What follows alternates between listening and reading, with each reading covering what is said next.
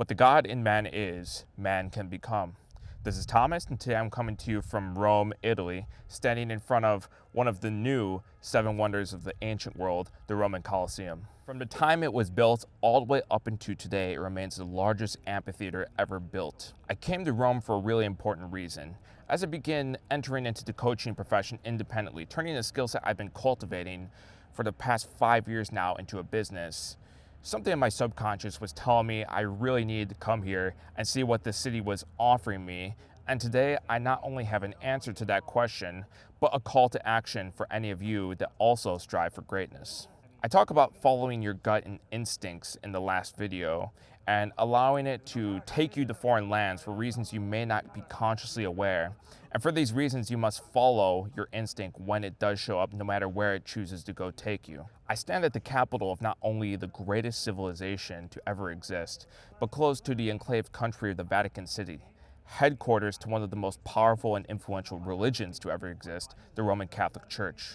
In these communities and in these organizations exist powerful stories, powerful influences, powerful life-sustaining driving forces, and powerful structures that extend influence across the entire planet for thousands and thousands of years, by which said influence is still felt even to this day. With these powerful influences, it begs the question, can something so powerful be created yet again in this day and age? A better question, can one person drive such a movement again today? An even better question, can you, the person who is watching this video right now, be responsible for a movement that changes the entire planet, similar to how past movements from the Roman ancient culture or any of the ancient Roman Catholic cultures or anything that has been ancient do the same thing? I mean, you really have to be open to this idea that one person can really change the entire planet. If I learned something during my visit to the Vatican, a very important part of the religion is that Jesus is supposed to return to go bear judgment. And for the dynamics of that to actually work in reality, we have to be open to the idea that any one of us could be carrying the body that brings that judgment, whether you believe it's just one person, or you believe in the idea that the Christ consciousness could return in any person, or if you believe in something else entirely. You have to be open to the idea that you could be responsible, that yes, you could be responsible for changing the entirety of this planet that we live on today. But the question is, can you do something, create something that respects the whole world's attention for thousands of years? The answer must be yes. What I've come to learn is that all boundaries really are conventions. One can transcend any convention only if one can first conceive of doing so. And if one can conceive of doing so, then they have at least one pathway of breaking that boundary, which means it is at least possible to do that today. And I believe in the time we are right now in history, it is possible for anyone to find that level of greatness from within and express that greatness in a way that is worthy of global attention. But the multi-billion-dollar, arguably trillion-dollar question is how? How can someone express that greatness? Probably the most profound thing I've come to learn is that great artists responsible for the artwork that are sitting in the Vatican today, from Michelangelo to Raphael, to the conquest by military leaders like Julius Caesar and Caesar Augustus, to the emperors responsible for the construction of the Colosseum behind me, is that these were young men in their 20s and 30s. Age is no factor here. If you're watching this, not only can you do it, but if it is in your heart to build something worthy of respecting that type of legacy, you need to get started immediately. But what you must understand in this endeavor is that hard work is not enough. You need to be strategic, and strategic in the same way that your predecessors could access their inner greatness as well. The times change, but people don't. So it's important to get in the heads of the great men and women that achieve these great things.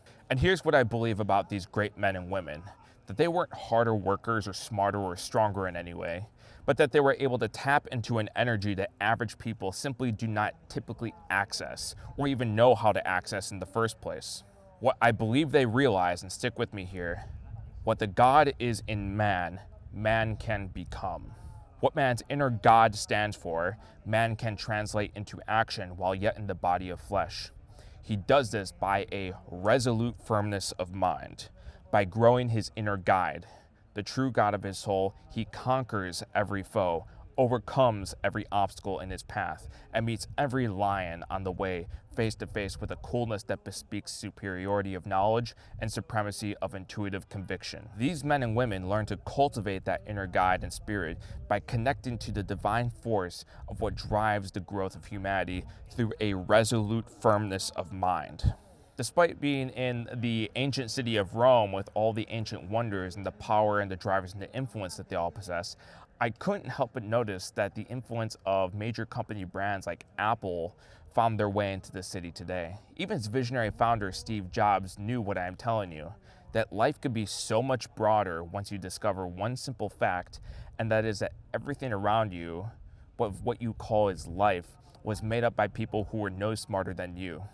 And you can change it, you can influence it, and you can build your own things that other people can go and use. You have to know that you can build something like this, and that all the tools exist already inside you. In fact, all the greatness you will ever seek and ever find already exists inside of your mind, body, and soul. So to recap thus far, realize the great feats of history can be accomplished again. You need to know that you have the tools for greatness. Any tools you can acquire or obtain are already within you, and such greatness is brought about through a resolute firmness of mind, and those who have obtained such a level of greatness are no different than you. So knowing this, what else can one do? There must be more than this. Here's one idea I really want you to walk away with. It is commonplace today to talk about having a strong why, to start with why, and from there you can create a great company, a great organization, a great team. But this why we commonly refer to in the context of the great figures of history goes so much deeper than just having a strong why. In fact, having a strong why is just the start to achieving these great feats. It is much, much bigger than finding your why. It's about finding the why, the reason for existence itself, the fullest expression of humanity actualized through the labors you yourself have developed through your own efforts and the coordinated efforts of others. Believing not just in your why, but rather the why, the whole why of humanity, so much that you create something beautiful just for that itself. A connection so deep, a love so strong that you just want to make it more beautiful. A passion that extends time and space and connects to the core essence of humanity itself that others cannot help but to participate in your vision, which is connected to this massive why. The cost one must pay for this labor is not for everyone. Most of you would rather experience greatness in small doses because to live this type of life is too costly in your time, your patience, your management, and desire to do what you personally want to do with your life, that many people do not pursue endeavors of this size. It's not that it's too difficult or impossible to do. Many people would have you believe that.